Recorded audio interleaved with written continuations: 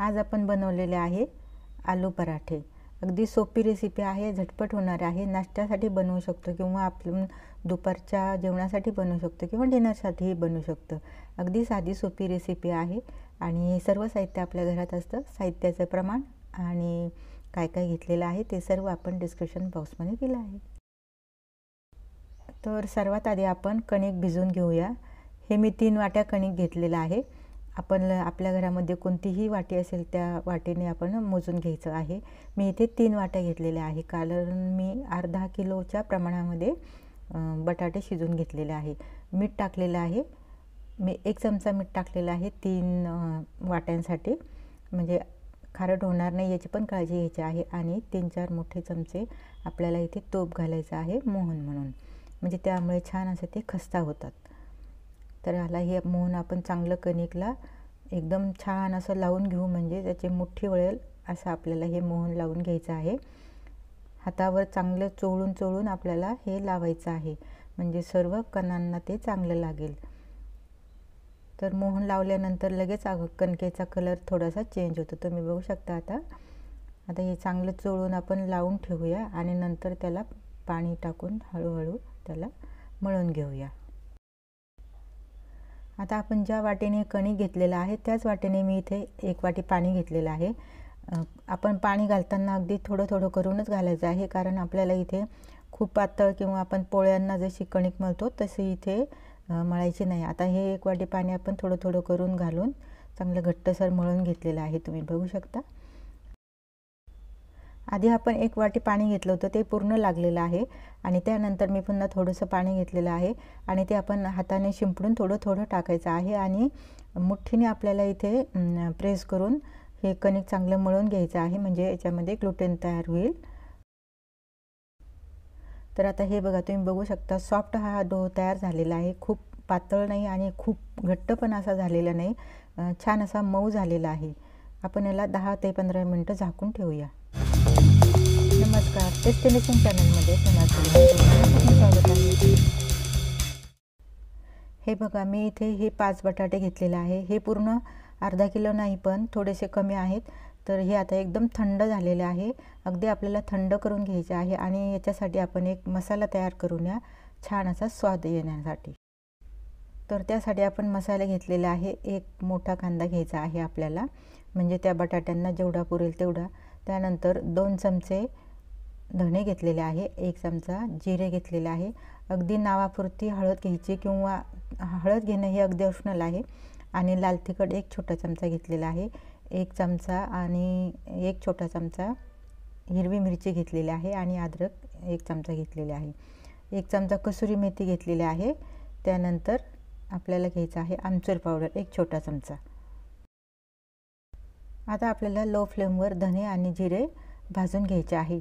खूप आपल्याला इथे भाजायचे नाही, छान असा हलका हलका सुगंध यायला लागला म्हणजे त्यातलं मॉइश्चर निघून गेलं की आपल्याला तो काढून घ्यायचा आहे आणि या मसाल्यामुळे पराठ्यांना छान टेस्ट येते। थंड झाल्यानंतर हा मसाला आपण छोट्याशा खलबत्त्यामध्ये कुटून घेऊया, किंवा मिक्सरला असं जाडसर आपल्याला पावडर करून घ्यायची आहे। त्यानंतर आता तुम्ही बघू शकता मस्तपैकी इथं आपला हा मसाला तयार झालेला आहे। ही अशी आपल्याला जाडसरच पावडर करायची आहे, खूप बारीक नाही करायची। आता आपण हे बटाटे कुस्करून घेतलेले आहे आणि त्यामध्ये आता आपण हे सर्व मसाले ॲड करूया। आता आपल्याला ह्या भाजीमध्ये किती मसाला लागणार आहे अंदाजानुसार 1 ते 2 चमचे इथे आपल्याला घालायचे आहे। तर मी इथे 2 चमचे घातलेले आहे आणि ही कसुरी मेथी आपल्याला हलकी भाजून घ्यायची आहे आणि आपल्याला हातावर चोळून घालायचे आहे। त्यानंतर सर्व मसाले आपल्याला इथे ॲड करायचे आहे। कांदा आपल्याला एकदम बारीक कट करून घ्यायचा आहे, म्हणजे आपले पराठे लाटताना फुटणार नाही। आता हे आपण सर्व ॲड केलेलं आहे।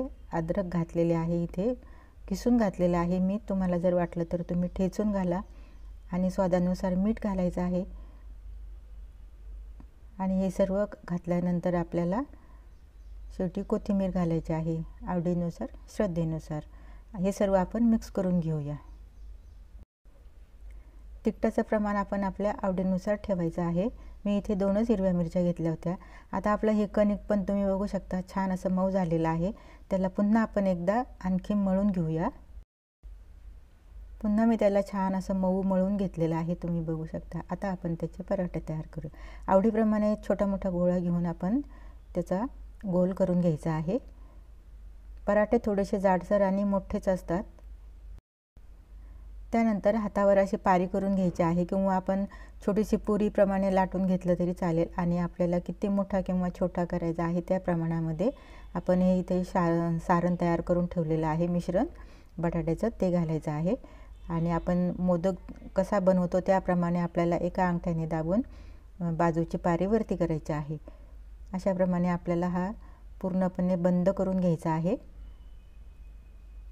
आणि जास्त आपल्याला वाटत असेल वरती पीठ आलेलं आहे तर ते आपण काढून टाकायचं आहे आणि हा चांगला बंद करून घ्यायचा आहे, म्हणजे फुटणार नाही।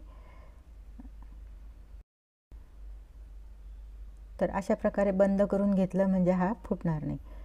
तर आता आपण याला हातावर थोडंसं हे प्रेस करून घेऊया।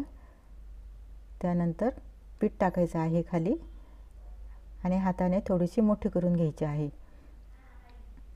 आणि हळूहळू आपल्याला लाटण्याने लाटून घ्यायचे आहे। अगदी हलक्या हाताने लाटायचे आहे, म्हणजे सारण पण त्यातलं बाहेर यायला नको। आपल्या आवडीप्रमाणे कमी जास्त आपण सारण भरू शकतो। दोन्ही बाजून मी थोडं थोडं इथे लाटून घेतलेलं आहे। तोपर्यंत आपण तवा सुद्धा गरम करायला ठेवलेला होता मीडियम गॅसवर। तवा पण चांगला तापलेला आहे। आता आपण हा पराठा टाकलेला आहे तव्यावर। तुमच्याकडे नॉनस्टिक जर तवा असेल तर त्यावर सुद्धा तुम्ही करू शकता आणि 2-3 मिनिटांनंतर उलटायचं आहे। त्यानंतर आपल्याला आवडीप्रमाणे तेल, तूप किंवा बटर काय लावायचं आहे ते लावायचं आहे। तर मी इथे तूप लावणार आहे। दोन्ही बाजूने तूप लावून छान असा मस्त सोनेरी कलर येईपर्यंत भाजून घ्यायचा आहे।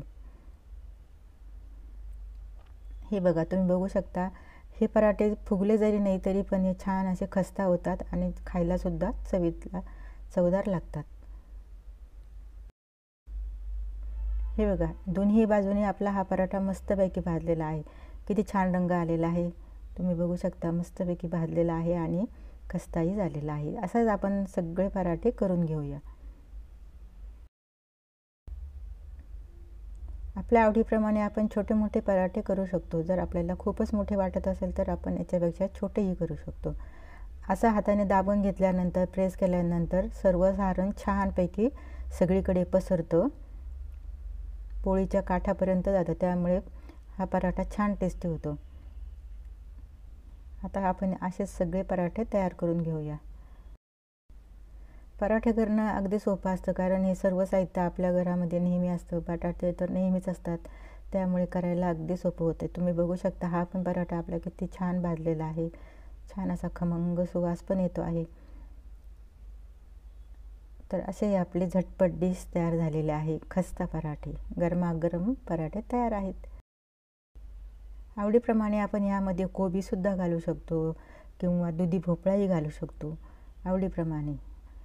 तर हे असे आपले सर्व पराठे इथे तयार झालेले आहे। तुम्ही बघू शकता अर्धा किलो म्हणजे 5 बटाट्यांमध्ये किती पराठे तयार झालेले आहेत।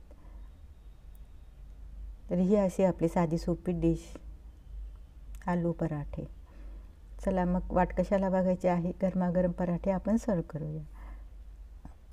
मैत्रिणींनो, व्हिडिओ आवडला असेल तर लाईक शेअर करा आणि अशा छान छान रेसिपी बघण्यासाठी डेस्टिनेशन चॅनलला फॉलो करा आणि सबस्क्राईब करा। भेटूया नवीन व्हिडिओमध्ये अशाच एखादी छानशी रेसिपी घेऊन। तोपर्यंत मस्त रहा, स्वस्त रहा। भेटूया नवीन व्हिडिओमध्ये, तोपर्यंत गुड बाय, धन्यवाद।